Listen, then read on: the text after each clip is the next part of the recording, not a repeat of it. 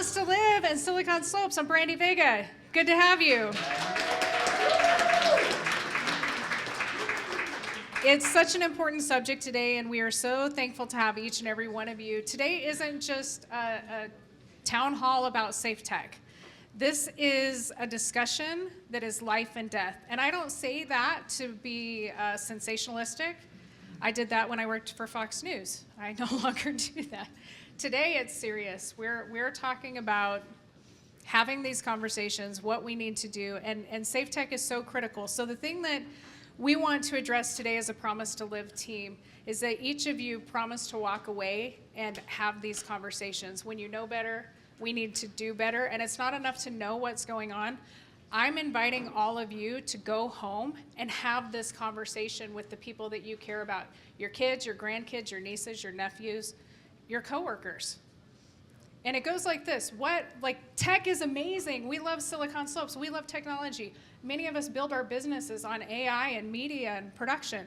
It's amazing. But it's also like a weapon of mass destruction.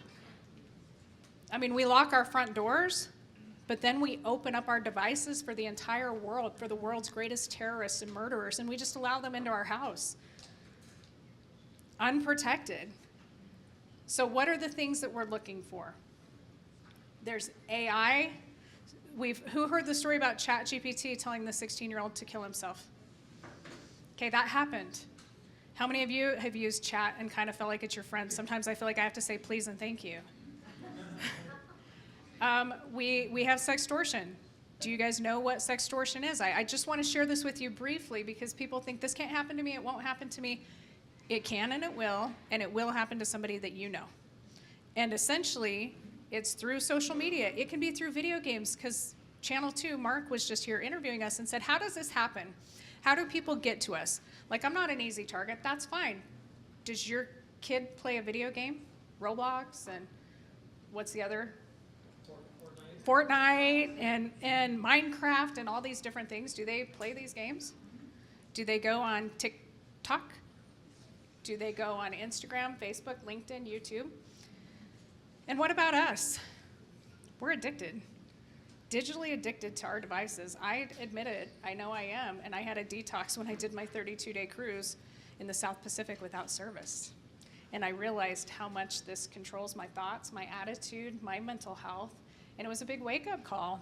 So when we talk about this with sextortion, what happens is somebody will send a message and they just say, hey, maybe I'm your friend, maybe they're pretending to be your friend or some cute girl or guy, and they message you, they start talking to you, they tap into your system, they convince you to send an inappropriate picture, and here's the thing, whether you send it or not, it really kind of doesn't matter because with AI, they can just create it like that.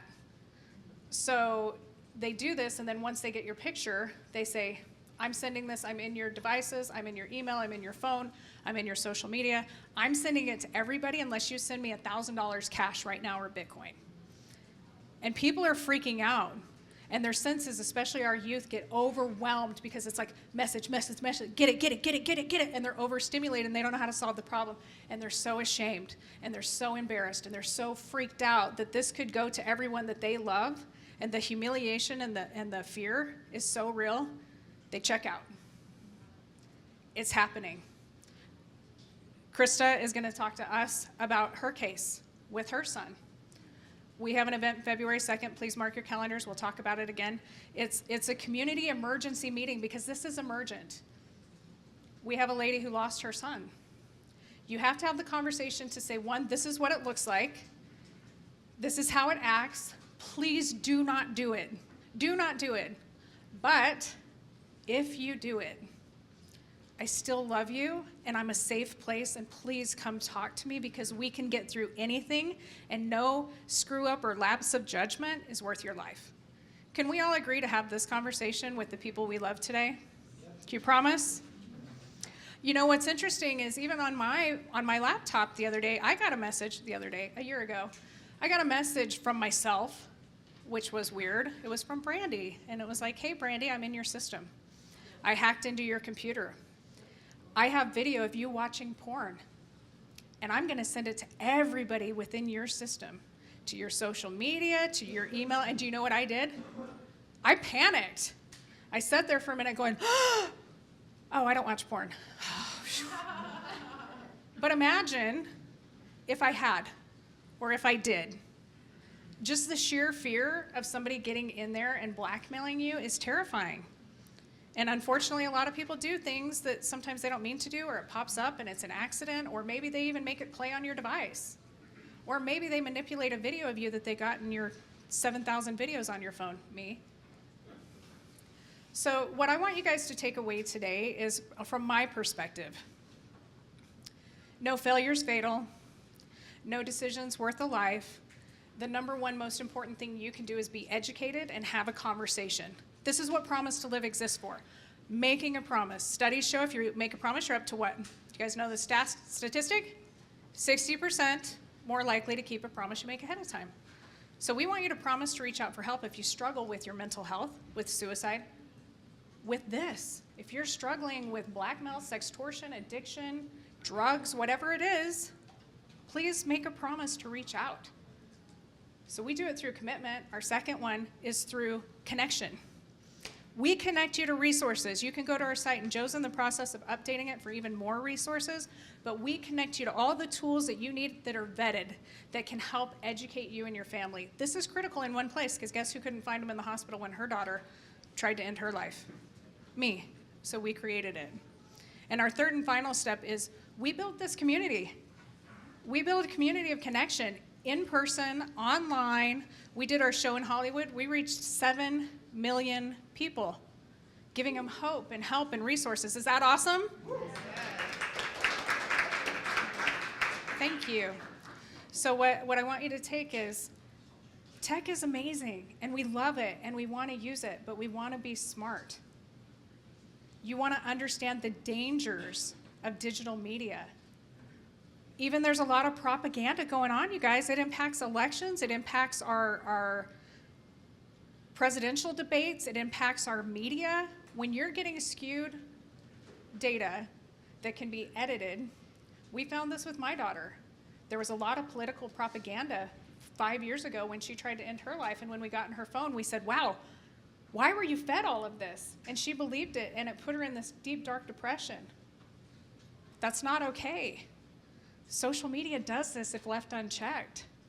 So you have to be careful for AI, synthetic, manipulated media, scams, which happens through phone calls that sound like you and emails that sound like you. You have to question everything. We live in a world right now where literally, besides me standing here right now telling you this and you witnessing it in person, otherwise you can't believe anything.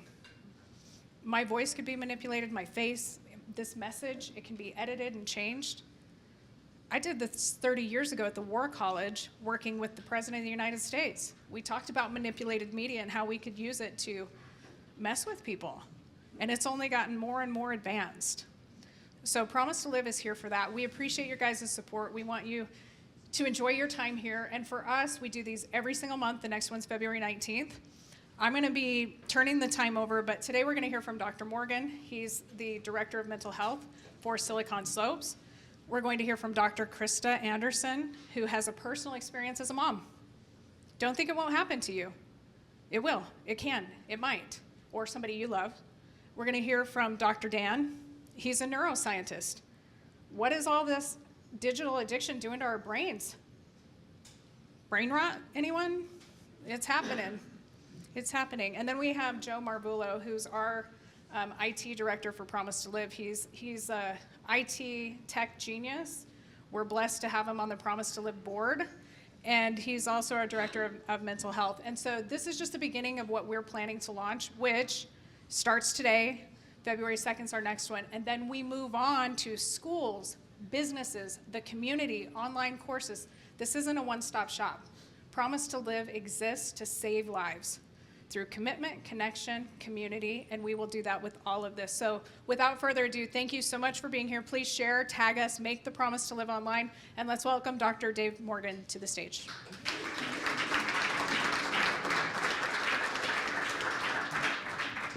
Thank you, Brandy. Who has the clicker? I'll take the clicker.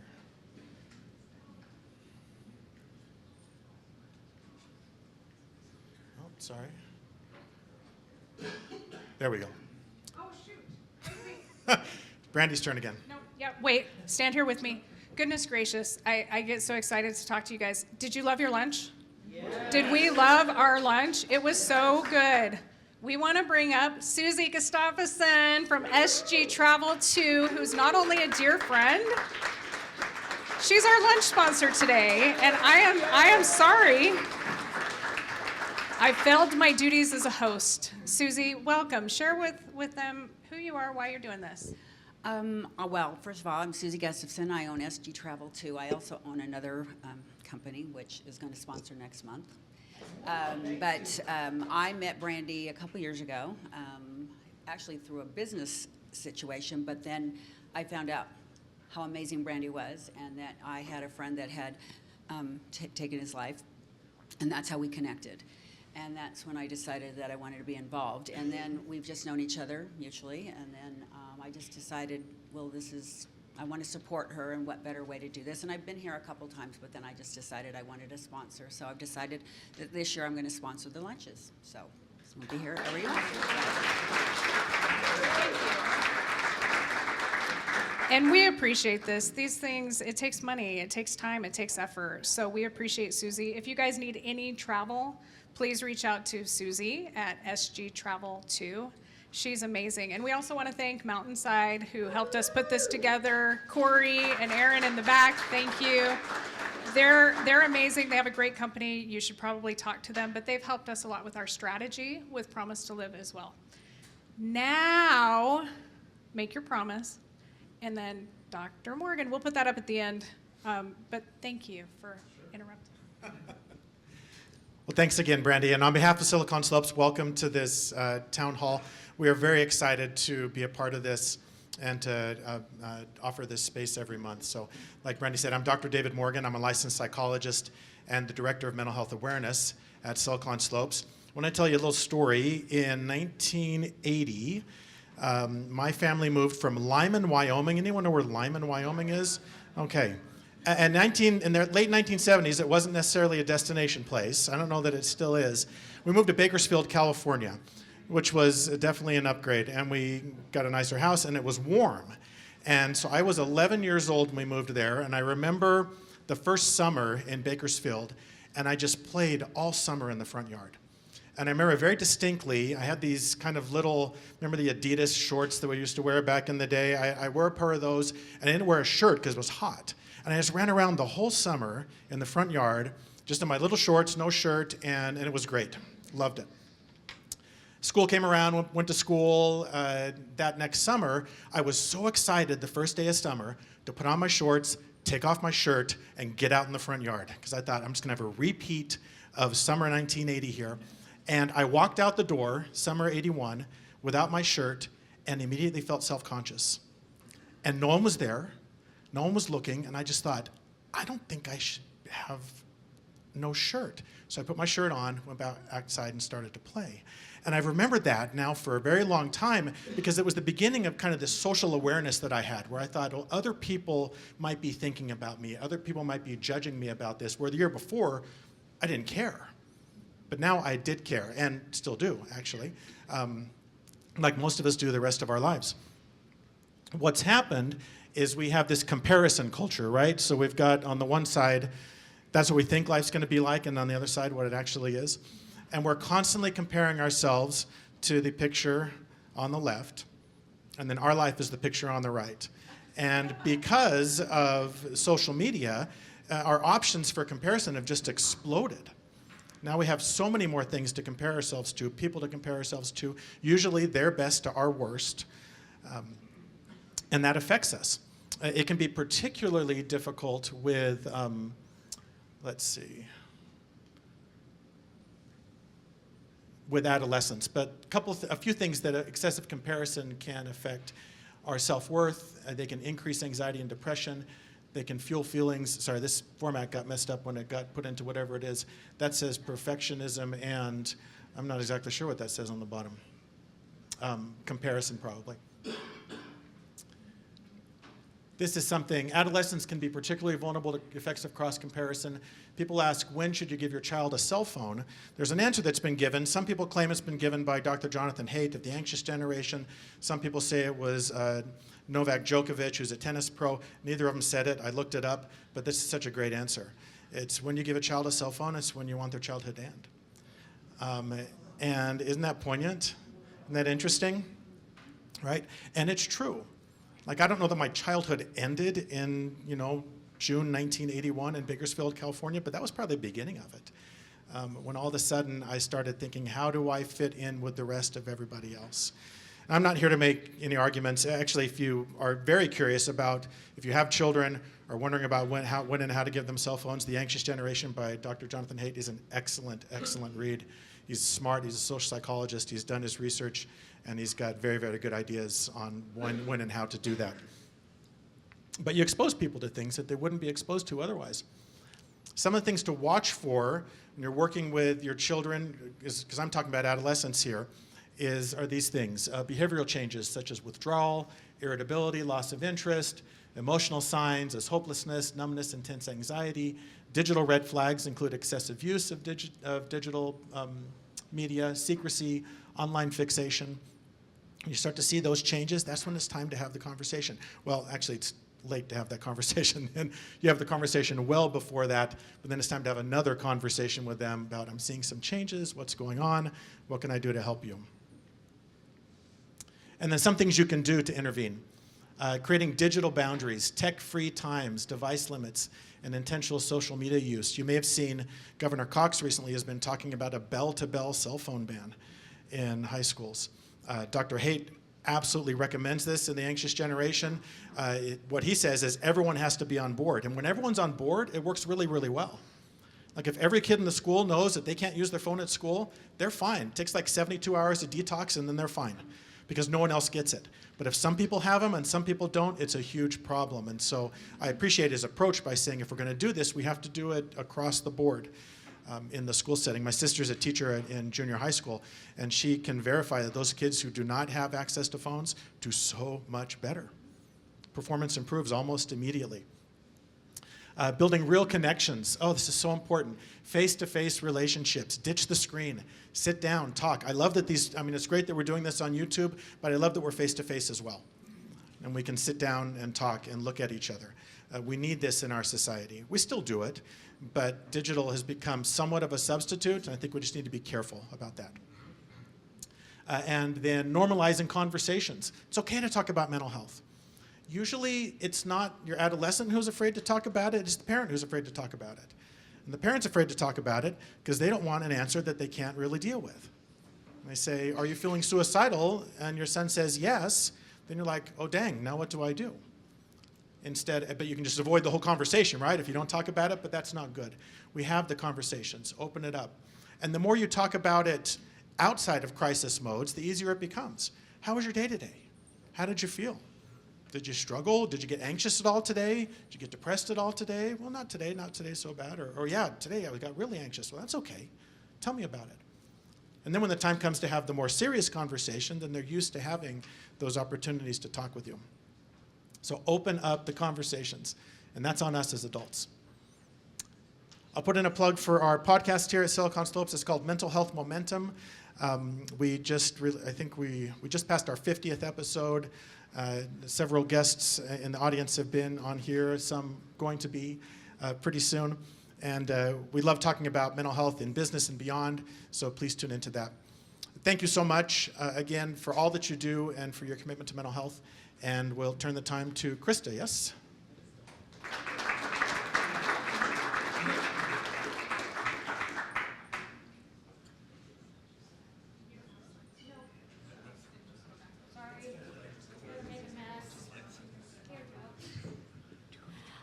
Hi. Wow. A few years ago, I'm Krista, by the way. A few years ago, I read an article. It was about a young man in Salt Lake. He was 15. He, according to his parents, went to bed at 10 p.m., and they found him dead in the morning from suicide. And this was a young man who, according to what the appearances were, had everything going to him as a good student and an athlete with lots of friends. And the family was really confused. How did this happen? And what they found on his phone is that he had sent a compromising picture to somebody through Instagram or Snapchat and had been extorted all night long. And for hours, he was getting text messages demanding money. And he had emptied his bank account. He had tried to tap into his college fund.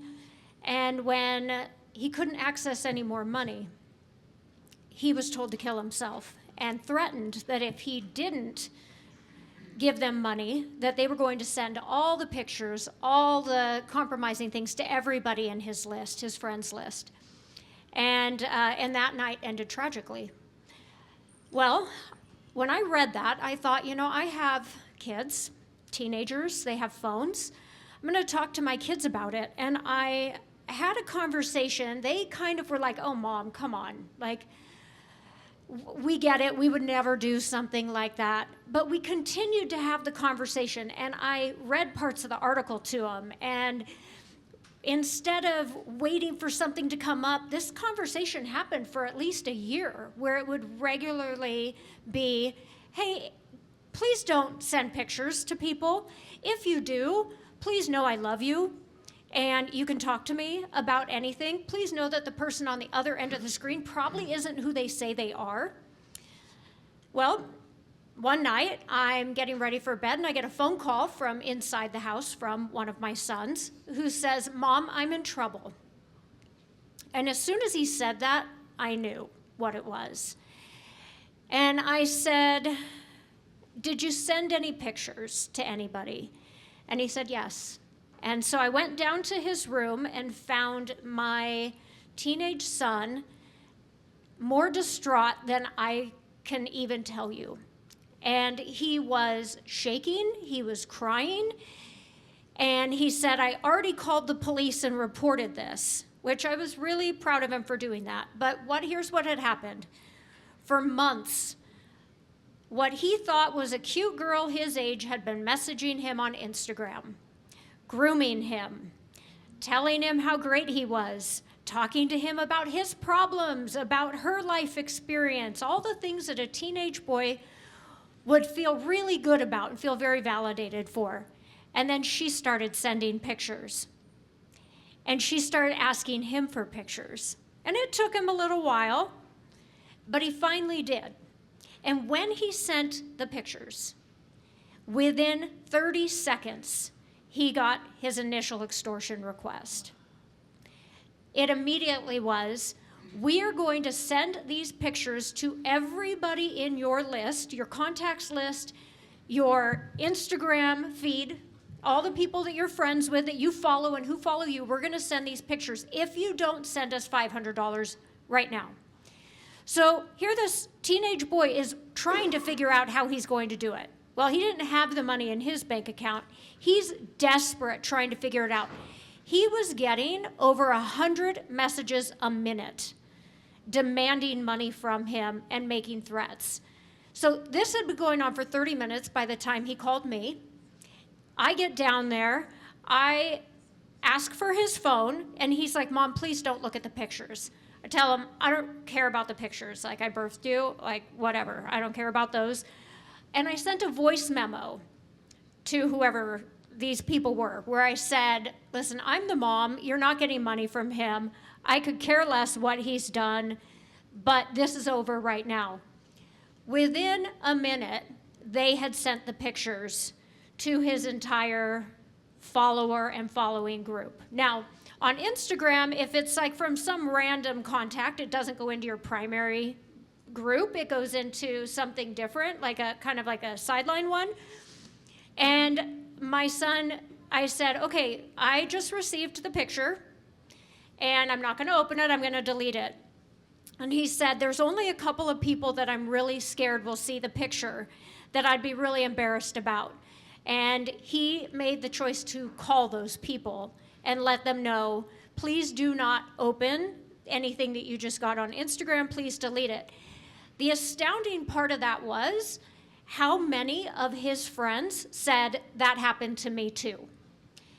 How many of the people, like his brothers that he called, who said, yeah, I have friends that I helped through that same thing? This is a silent epidemic. There is so much shame around it. It is deadly. And it is not something to be reactive to. So it is a proactive solution to have the conversation with your children, with the people in your life, with your friends who have young people. And a couple of strategies to do that are to not add shame to it. That when you talk to your children, talk about sexuality, talk about their bodies, talk about things as facts, start it young, and warn your people that this is something that happens to a lot of people. Now, I have a friend who this happened to who is an adult, and he got involved with somebody on one of the online platforms. He ended up sharing pictures. They began extorting him. He paid them thousands and thousands and thousands of dollars when he had no more money that he had access to give them. The person then came out and said, you've been sending nudes to my underage daughter, and I'm going to report you for child sex crimes if you don't figure out a way. And fortunately, this man, or kill yourself, right? Fortunately, this man then sought help. When we spoke to the police about what happened with my son, they traced this. Well, first, that Instagram account disappeared immediately. It was canceled. There's thousands and thousands of these. In fact, there are what are called spam farms throughout the world where there are hundreds of thousands of people working full-time. This goes around the clock, and the whole purpose is to extort people for money, Bitcoin scams, elderly scams. You can look into Myanmar, which is a real sovereign nation where a lot of these scam farms originate from. This one happened to originate out of the Ivory Coast, is where it was traced to. There's no repercussions, there's no consequences. They cannot find a single individual to prosecute with this. So as a mom who had lots and lots of conversations with kids who said, Mom, I would never fall for that. Don't believe that. Be cautious. Be proactive. Take the shame out of it. There were no consequences for my son. He did not lose privileges. He had enough consequences from what happened. That was a very expensive emotional tuition for him. And I'm grateful that we had had so many conversations that did not carry shame, that he was able to make that phone call. And it was really hard for him, and it was embarrassing. And I'm super grateful he did. So please talk to your people, talk to your kids, talk to adults, and people who are online. I told my son this: if there's a really cute girl online who out of nowhere starts talking to you and wants to send you pictures, like, chances are that's not legit. Like, that doesn't happen. But thank you for hearing this story, and like, put this story in your heart, because I'm grateful that I came downstairs to a son who was living instead of finding a son in the morning who was not. Thank you.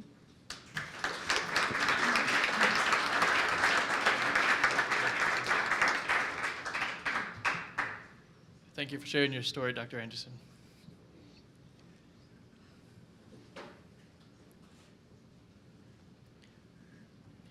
In the past 1 or 2 decades, we've seen substantial increases in everything from insomnia and obesity to academic problems and focus issues to stress and anxiety and depression and self-harm and suicide ideation and life dissatisfaction. Do you think this is all coincidence? I certainly don't. But nobody is really talking about how all these things are connected. Now, I spent the last decade plus studying and researching neuroscience, especially addiction. And in neuroscience, one neuron doesn't really matter. It's the pattern of activity that matters. So today we're going to talk about 4 different patterns that we are collectively missing. And apologies if the software made my slides weird. The first one is a pattern of problems. If somebody has anxiety, we might try to reduce it by getting to the source and understanding the cause. And so we might look at the world news. Maybe that's the problem. Maybe it's their family history or their beliefs or their genetics. And if they have self-harm tendencies, maybe we would look at trauma, addiction, or bullying or depression. And we might then look at the sources of depression and wonder about that, and loneliness and relationship struggles and all these different things. And as you can see, it creates this very complex web of factors. And it's hard to get to the root of any of what's going on. But what if we look at it a different way? So there was one night where I was pondering on my clients and all of their different cognitive struggles and their different goals. And something hit me.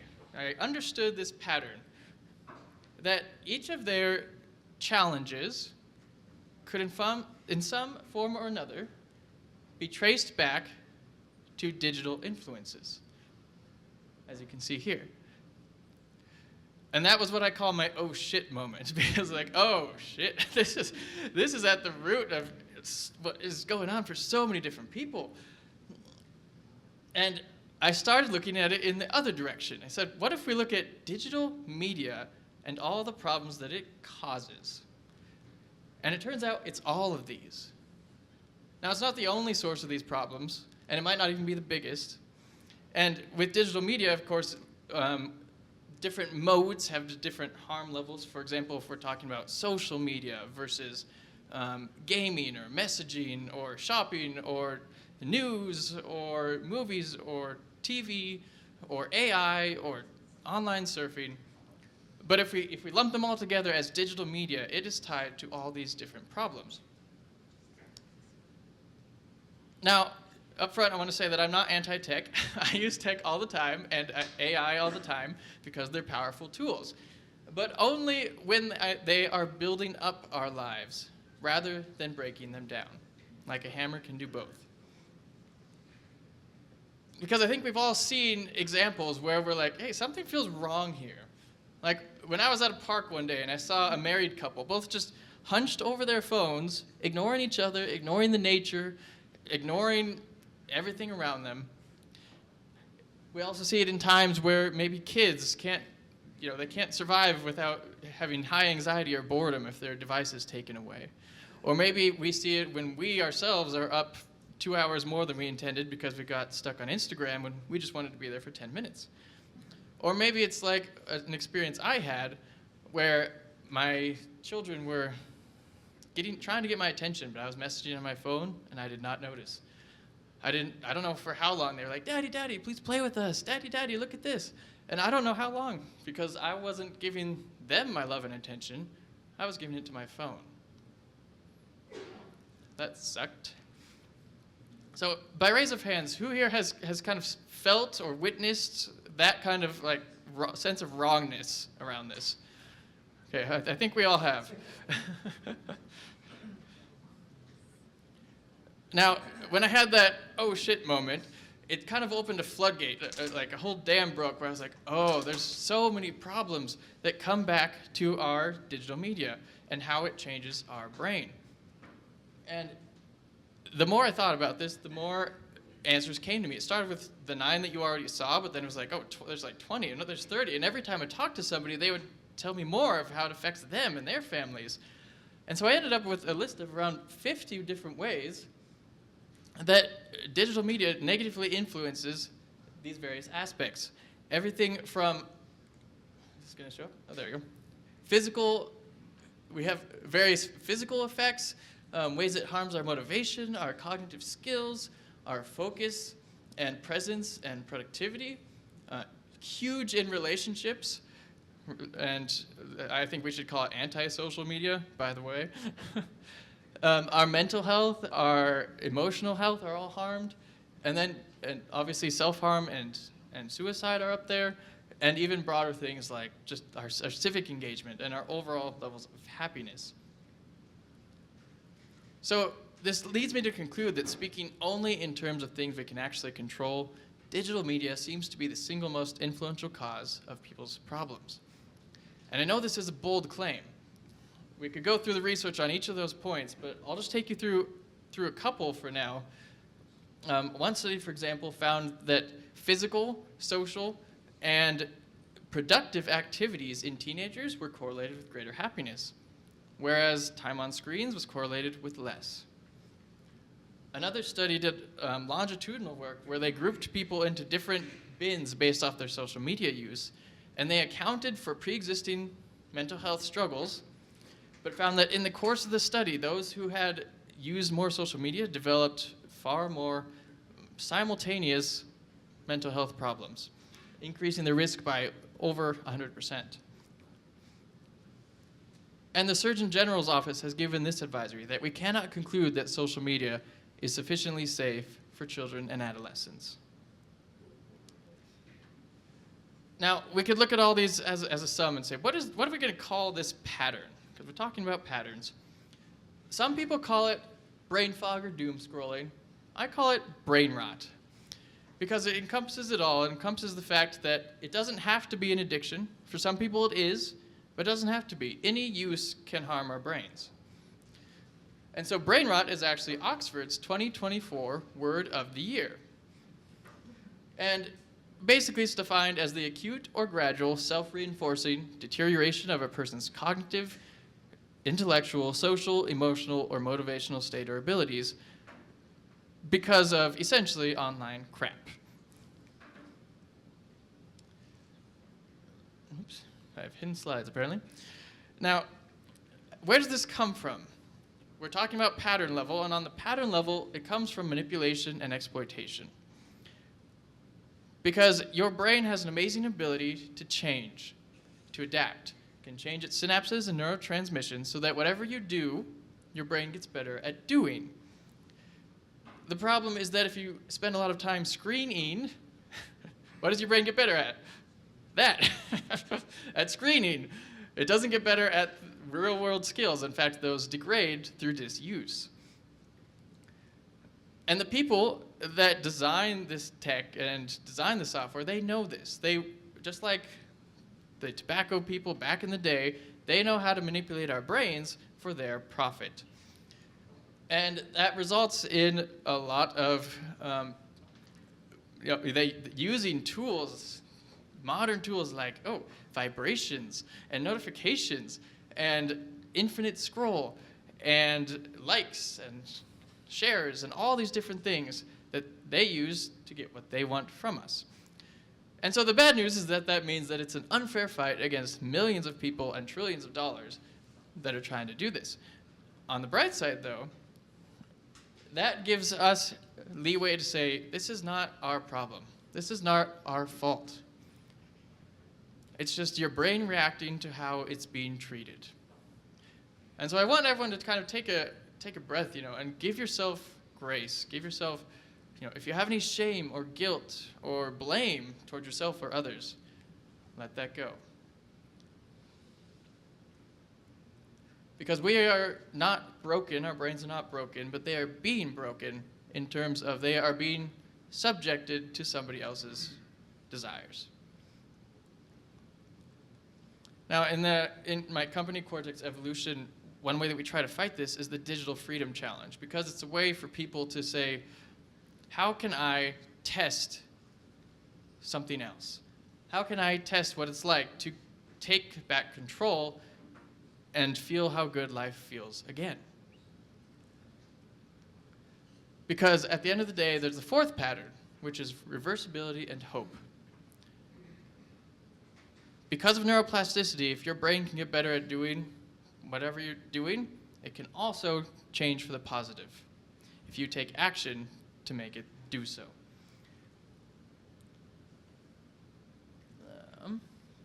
Skip those. Because we have seen that it works. We've seen individuals using the Digital Freedom Challenge and similar systems to transform their lives. We've seen families setting boundaries, setting examples to protect their kids. We've seen schools improving outcomes and mental health for their students by using phone-free policies. We've seen institutions protecting mental health and digital wellness through internal and external initiatives, and governments starting to protect people as well from the exploitative harms.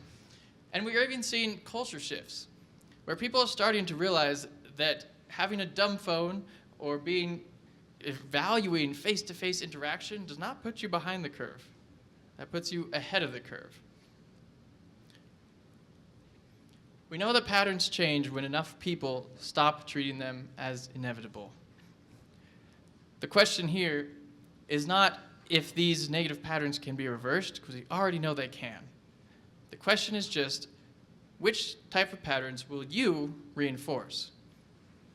In your own home, in your personal life, in your organizations, in your communities, and in the world. Thank you.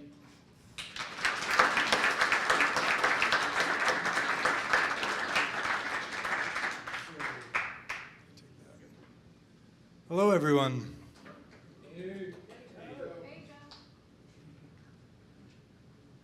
My clicker. It's my new clicker, by the way. I'm very excited about it. All right. As everyone heard earlier, my name is Joe Marvulo. I oversee the technology currently for Promise2Live, and one of the other initiatives that I've been passionate about and joining is men's mental health specifically.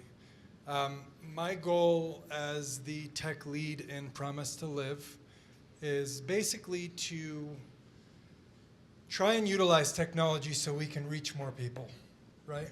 And so I say that because we're at this weird crossroad right now with technology, as everyone up here has said it, where you can use it for good or it could be all the things that we're talking about, sextortion, scams, all these things, digital addiction. And so I think a lot of it really has to do with the choice that we make, and we have to know what our intentions are when we're using certain things, and we have to know our limitations. I started fixing computers when I was about 12 years old at my dad's friend's cottage house in the back of his property, and I've been addicted to technology since. The good news is that I'd like to say that I try and utilize technology.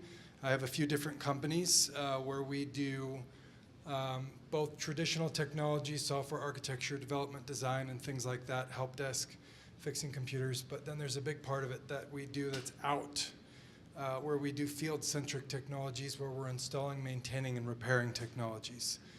Most of the technologies that we engage in, I'd like to say that they're used to create a different and or better experience for people. But most of the technologies that we have today, it could go either way. I know at night when I get, when I want to doom scroll for a little bit, because I'm just as guilty as anybody else. I'm not up here saying that I'm perfect. But when I go to do that at night, I know that I can't go on Instagram or Facebook because it's going to get me all worked up. But I can go on TikTok because TikTok's algorithms are incredible. And my TikTok has been tons of videos of a new technology that's coming out, a new methodology of how they're doing things. It knows me really well, right? But that's really scary at the same time too, because the system knows me so well that it's now already trained me to go and use this at night before I go to bed. But I'm smart enough to say I'm not going to do Instagram or Facebook for two reasons. One, there's a lot of political stuff on there that I don't want to get me worked up. The other is you've got a group of people that are posting a lot of pictures of a perfect life that is quite the opposite, that is quite imperfect. And so this whole initiative has been very important to me for a lot of those reasons. Technology, it's not going away. It's just becoming more and more a part of our lives, right? Two, it could go in either direction, right? It's for good or bad. Everyone keeps talking about AI, it's going to take jobs, all this stuff. I don't truly believe that, and I'm pretty deep in AI. But my wife and I have conversations, both of us being in tech. We're hopeful about it. We hope that it's going to cure a lot of diseases really soon, and it already is. And we're hopeful that people are going to use it for those purposes. So anyway, there's a lot of other things that we're going to talk about. We'll go through a couple slides. I want to explain an upcoming event, and then I want to give you guys a couple quick tools that you can go back to your families with and some things that maybe we can all try and do. Again, like Brandy said, my biggest message, if everyone can take away, the speed and the velocity at which technology is changing is something that we are not going to be able to keep up with, right? If we can keep a setting where we can have meaningful, safe conversations and create a safe space, that's really the only thing that is going to prevent things from getting to a certain point. There's nothing that we can do that's going to completely prevent these things from happening to us, our children, our friends, our neighbors, our loved ones, right? But if we keep that safe space, that's the most important thing, right? Like we said, Monday, February 2nd, Skyridge High School, we're going to have a 2-hour event. Just so you know, that is going to be an event that we're going to have where we're going to get more in-depth. It's going to be an interactive event where we want to take some live polling. I want to use data, similar to Dr. Dan, but I want to do it in real time. That's an event that I'll be hosting. And I want to use that data to prove different points. But I don't want it to be completely data-driven. We need to talk about some stuff that might be more important. So that's the second. It's a 2-hour event, but that's a feeder event where we're going to be doing a lot more workshops, which are more intimate. Why does digital safety matter right now? Because most of us, this says teens, but I was thinking about it before. Most of us are on a device for at least 10 hours a day, right? It's just how it is. Whatever we're doing on it, whether we're doom scrolling, creating cool stuff, saving the world, it doesn't matter. We're on devices, and it's just not good for us. So we need a break, right? When we talk about this event and these workshops, we're talking about education. We want to educate people. We're going to share personal stories. I have a lot of personal stories. Sorry. I know why Corey's laughing, and I can't believe I haven't laughed until this point, but we'll talk about that in a second. We're like, what's this guy's story? He's so weird. We can share personal stories, right? Live interaction, and then we can talk about the workshops. Our conversations are crucial right now because it affects our mental health. We can sit here and go to the nth and say, oh man, people's sextortion, all this stuff.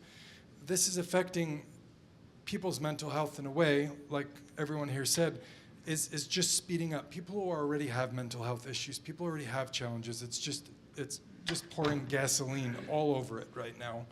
And we need to figure out a way to have healthy conversations about it and hold each other accountable. These are some things that I have been thinking about a lot of recently. Something that I saw is kids are not losing attention, they're losing their boredom, right? That's what we keep saying. How many times did I tell my sons, like, get off the screen and go play G.I. Joes in the yard like I used to? They have no idea what that is. I have a 5-year-old and an 8-year-old, and they're like, yeah, okay, Dad. That sounds really fun. And I'm like, actually, it was incredible. I was by myself, right? Short form content creates dopamine feedback loops. Constant novelty reduces tolerance and stillness. A young person's identity is like wet cement. This is something I was thinking about because I heard something similar about it. Every swipe on their digital device leaves an impression, and it doesn't go away, right? That's the scary part. Again, adults, young children, different things. How much time do I have? We good? All right, there's a couple things we can do. Let's talk about these really fast. Device level controls. Apple, Google, Microsoft, they have tools. Great, wonderful. My kids have iPads. I control what they see and do. I feel comfortable with that. These are suggestions. I am not an expert. I'm not pushing this on you.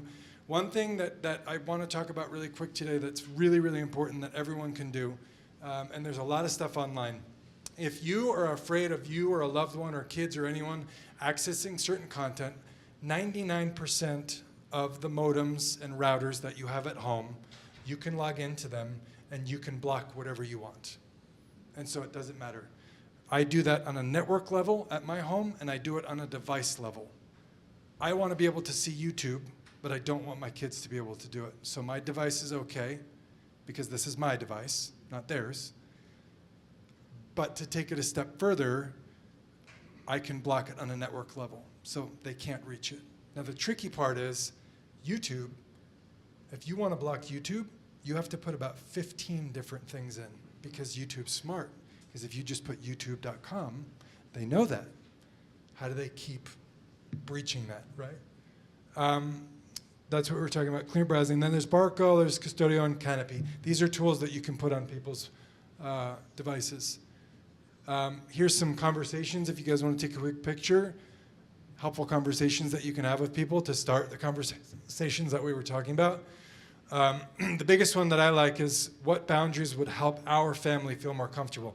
I yell at my kids all the time and I'm like, get off your device. And they're like, well, I'll do it when you get off yours. Straight up. I said it the other night. Hey, Max, your time's up. I asked you 6 times. Well, I asked you if you wanted to play with me the other day 4 times, but you were watching TikTok. Fair? Touché? Give me your device, right? Here's a couple things. Core protection, set accounts to private. 1 minute, okay. 2-factor authentication, that should go to you guys. My kids are 5 and 8. They do not play online games. When they graduate to that, right, then it becomes monitored. I pay for the device, it's mine, you live in my home. These are my rules, this is what you follow, right? That's me. Images can be fake, AI sextortion, age-based gale rates. The high school guidance dependence, that's different, that's a little bit more tricky, and we'd get further into that in another conversation. Here's a couple things, sextortion, stop, save, secure, report, tell. Take a picture of that. That's what you should do. That's exactly what you said. Most of the time when this stuff happens, it doesn't matter.